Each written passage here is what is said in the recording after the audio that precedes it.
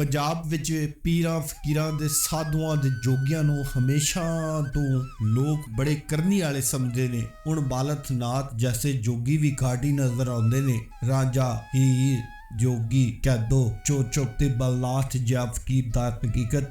ਇਸ ਵੀਡੀਓ ਨੂੰ ਸ਼ੁਰੂ ਕਰਨ ਤੋਂ ਪਹਿਲੇ ਅਗਰ ਤੁਸੀਂ ਮੇਰੇ ਚੈਨਲ ਤੇ ਨਵੇਂ ਹੋ ਤੇ ਇਹਨੂੰ ਸਬਸਕ੍ਰਾਈਬ ਕਰ ਲਓ। ਚੱਲਦੇ ਹਾਂ ਅਸੀਂ ਅੱਜ ਦੀ ਵੀਡੀਓ ਵਾਲੇ। ਅੱਜ ਦੀ ਵੀਡੀਓ ਵਿੱਚ ਅਸੀਂ ਗੱਲ ਕਰਾਂਗੇ ਵਾਰਿਸ ਸ਼ਾਹ ਦੀ ਕਿ ਵਾਰਿਸ ਸ਼ਾਹ ਪਾਕਪਤਨ ਦੇ ਵਿੱਚ ਰਹਿ ਕੇ ਹੀਰ ਲਿਖੀ ਸੀ। ਹੀਰ ਤੇ ਹੋਰ ਵੀ ਬੜੇ ਸ਼ਾਇਰਾਂ ਨੇ ਲਿਖੀ ਹੈ, ਪਰ ਵਾਰਿਸ ਸ਼ਾਹ ਨੇ ਕੀ ਲਿਖੀ ਹੈ?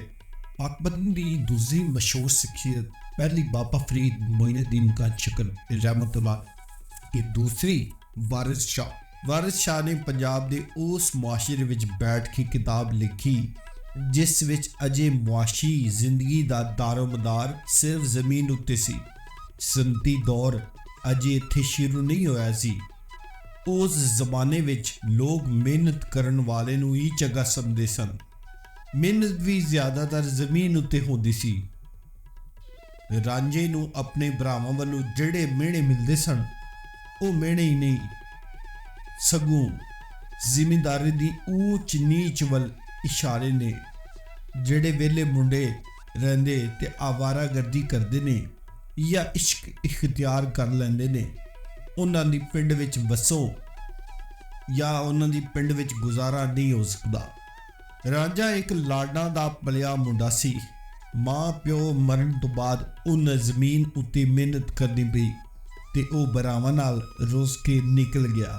ਭਰਾਵਾਂ ਨੇ ਪਤਾ ਸੀ ਦੋ ਕਿ ਮਿਹਣੇ ਦੇਣਗੇ ਵੀ ਸਾਡਾ ਭਰਾ ਰੁੱਸ ਕੇ ਟੁਰ ਗਿਆ ਹੈ। ਉਸ ਵੇਲੇ ਭਰਾਵਾਂ ਦੀ ਕਦਰ ਹੁੰਦੀ ਸੀ, ਇਸ ਲਈ ਉਹ ਰਾਂਝੇ ਨੂੰ ਵਾਪਸ ਲਿਆਉਣ ਵਾਸਤੇ ਤਰਲੇ ਮਿੰਨਤਾਂ ਕਰਦੇ ਨੇ। ਰਾਂਝਾ ਸਿਆਣਾ ਮੁੰਡਾ ਸੀ। ਉਹਨੇ ਰਾਤ ਦਾਰੇ ਵਿੱਚ ਗੁਜ਼ਾਰੀ। ਮਸਜਿਦ ਦੇ ਮੁੱਲਾ ਨੇ ਉਹਨੂੰ ਤੰਗ ਕੀਤਾ ਤੇ ਉਹਨੇ ਬੇਅਮਲੀ ਦੇ ਮਿਹਣੇ ਦਿੱਤੇ। ਵਾਰਿਸ ਦਰਅਸਲ ਇਸ ਤਰ੍ਹਾਂ ਮਿਲਵਾਣੀਆਂ ਦੀ ਜ਼ਨੀਅਤ ਉੱਤੇ ਰੋਸ਼ਨੀ ਪਾਉਂਦੇ ਨੇ। ਰਾਂਝਾ ਦਰਿਆ ਪਾਰ ਕਰਕੇ ਹੀਰ ਦੇ ਪਲੰਗ ਉੱਤੇ ਜਾ ਸੁੱਤਾ। ਹੀਰ ਚੋਚਕ ਚੌਧਰੀ ਦੀ ਧੀ ਸੀ। ਉਹਦੀਆਂ 60 ਸੀਰੀਆਂ ਸਨ। ਵਾਰਿਸ ਸਾਨੂੰ ਉਸ ਵੇਲੇ ਦੀ ਗਾਹ ਦੀਆਂ ਬੇਸ਼ੁਮਾਰ ਕਿਸਮਾਂ ਵੀ ਦੱਸਦਾ ਹੈ। ਉਸ ਜ਼ਮਾਨੇ ਵਿੱਚ ਪਿਆਰ ਨੂੰ ਚੜ੍ਹਨ ਲਈ 3 ਹੀ ਤਰੀਕੇ ਸਨ। ਚਾਕ ਬਣਿਆ ਜਾਏ, ਉਦਾਲਾ ਕੀਤਾ ਜਾਏ, ਯਾਨੀ ਅਗਵਾ ਕੀਤਾ ਜਾਏ। ਉਦਾਲਾ ਕੀਤਾ ਜਾਏ ਜਾਂ ਫਿਰ ਫਕੀਰ ਬਣਿਆ ਜਾਏ। ਰਾਂਝੇ ਨੇ ਪਹਿਲਾ ਰਾਹ ਅਖਤਿਆਰ ਕੀਤਾ। ਹੀਰ ਰਾਂਝੇ ਦੇ ਪਿਆਰ ਦੇ ਕਿੱਸੇ ਆਮ ਹੁੰਦੇ ਨੇ ਤੇ ਰਾਂਝੇ ਕੋਲੋਂ ਡੰਗਰ ਚਰਾਉਣ ਦਾ ਕੰਮ ਖੋਹ ਲਿਆ ਜਾਂਦਾ ਹੈ, ਪਰ ਡੰਗਰਾਂ ਦਾ ਨੁਕਸਾਨ ਹੋਣ ਲੱਗ ਪੈਂਦਾ ਹੈ ਤੇ ਚੋਚਕ ਚੌਧਰੀ ਨੇ ਉਹਦੀ ਵਹੁਟੀ ਮਲਕੀ ਰਾਂਝੇ ਨੂੰ ਦੇ ਖੁਸ਼ਾਮਦ ਕਰਕੇ ਉਹਨੂੰ ਦੁਬਾਰਾ ਘਰ ਵੇਲੇ ਲਾਉਂਦੇ ਨੇ ਤੇ ਚੋਚਕ ਚੌਧਰੀ ਤੇ ਉਹਦੀ ਵਹੁਟੀ ਮਲਕੀ ਰਾਂਝੇ ਦੀ ਖੁਸ਼ਾਮਦ ਕਰਕੇ ਉਹਨੂੰ ਦੁਬਾਰਾ ਘਰ ਵੇਲੇ ਲਾਉਂਦੀਆਂ ਨੇ। ਹੀਰ ਨੇ ਨਸ ਜਾਣ ਦੀ ਧਮਕੀ ਦੇ ਦਿੱਤੀ ਤੇ ਚੋਚਕ ਚੌਧਰੀ ਨੇ ਸੋਚਿਆ ਸਾਡੀ ਧੀ ਕੀ ਵਿਗੜ ਜਾਏਗਾ, ਉਹਨੂੰ ਹੀਰ ਦੇ ਵਿਆਹ ਤੱਕ ਰੱਖ ਲੈਂਦੇ ਆ। ਹੀਰ ਪੇਕੇ ਪਿੰਡ ਰਹਿ ਕੇ ਮਿੱਠੀ ਨੈਣ ਦੇ ਘਰ ਵਿੱਚ ਰਾਂਝੇ ਨਾਲ ਮੁਲਾਕਾਤਾਂ ਕਰਦੀ ਏ। ਸਹੁਰੇ ਆਪਣੀ ਤੇ ਉਸ ਨੂੰ ਅਹਿਸਾਸ ਹੋਇਆ।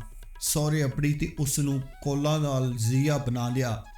ਹੀਰ ਰਾਂਝੇ ਨੂੰ ਫਕੀਰ ਬਣ ਕੇ ਖੇੜਿਆਂ ਦੇ ਪਿੰਡ ਆਉਣ ਦਾ ਸੁਨੇਹਾ ਭੇਜਦੀ ਏ। ਚਨਾਚੇ ਰਾਂਝਾ ਗੁਰੂ ਬਲਨਾਥ ਕੋਲੋਂ ਜੋਗ ਲੈ ਕੇ ਰੰਗਪੁਰ ਆਉਂਦਾ ਹੈ ਤੇ ਉੱਥੇ ਉਹਨੂੰ ਡੰਗਰ ਚਰਾਉਣ ਵਾਲਾ ਅਯਾੜੀ ਪਛਾਣ ਲੈਂਦਾ ਹੈ ਤੇ ਪਿੰਡ ਦੀਆਂ ਕੁੜੀਆਂ ਵੀ ਪਛਾਣ ਲੈਂਦੀਆਂ ਨੇ, ਕਿਉਂਕਿ ਪੰਜਾਬ ਵਿੱਚ ਪੀਰਾਂ ਫਕੀਰਾਂ ਦੇ ਸਾਧੂਆਂ ਦੇ ਜੋਗੀਆਂ ਨੂੰ ਹਮੇਸ਼ਾ ਤੋਂ ਲੋਕ ਬੜੇ ਕਰਨੀ ਵਾਲੇ ਸਮਝਦੇ ਨੇ। ਉਹਨਾਂ ਬਾਰੇ ਲੋਕਾਂ ਦਾ ਖਿਆਲ ਹੈ ਕਿ ਉਹ ਪਲਾਂ ਵਿੱਚ ਦਿਲਾਂ ਦੇ ਰਾਜ਼ ਬੁੱਝ ਜਾਂਦੇ ਨੇ ਤੇ ਸਾਰੇ ਰੋਗ ਦੂਰ ਕਰ ਦਿੰਦੇ ਨੇ। ਇਸ ਲਈ ਰਾਂਝਾ ਜੋਗੀ ਬਣਦਾ ਹੈ, ਉਹ ਸਾਧੂ ਸੰਨਤ ਤੇ ਬਣ ਜਾਂਦਾ ਹੈ, ਪਰ ਅੰਦਰੋਂ ਹੀਰ ਦੀ ਮੈਲ ਤੇ ਹਿਰਸ ਪਾਲੀ ਹੁੰਦੀ ਹੈ। ਉਹ ਹੀਰ ਦੇ ਨਾਨ ਸੈਤੀ ਦਾ ਮੁਰਾਦ ਨਾਲ ਮਿਲਾਪ ਕਰਾ ਦਿੰਦਾ ਹੈ ਤੇ ਆਪਣੀ ਰਾਹ ਪੱਧਰੀ ਕਰ ਲੈਂਦਾ ਹੈ। ਕਈ ਉਦਾਲਿਆਂ ਵਿੱਚ ਨੀਨਾਣਾ ਦਾ ਬੜਾ ਵੱਡਾ ਹੱਥ ਹੁੰਦਾ ਹੈ। ਵਾਰਿਸ ਸ਼ਾਹ ਨੇ ਜਿਸ ਸਮਾਜ ਕਿਰਦਾਰ ਪੇਸ਼ ਕੀਤੇ ਨੇ ਉਹ ਸਮਾਜ ਆਹਿਸਤਾ ਖਤਮ ਹੁੰਦਾ ਜਾ ਰਿਹਾ ਹੈ। ਰੁਪਏ ਪੈਸੇ ਦੇ ਲਾਲਚ ਵਿੱਚ ਜ਼ਿੰਦਗੀ ਰਫਤਾਰ ਤੇਜ਼ ਹੋ ਗਈ ਹੈ।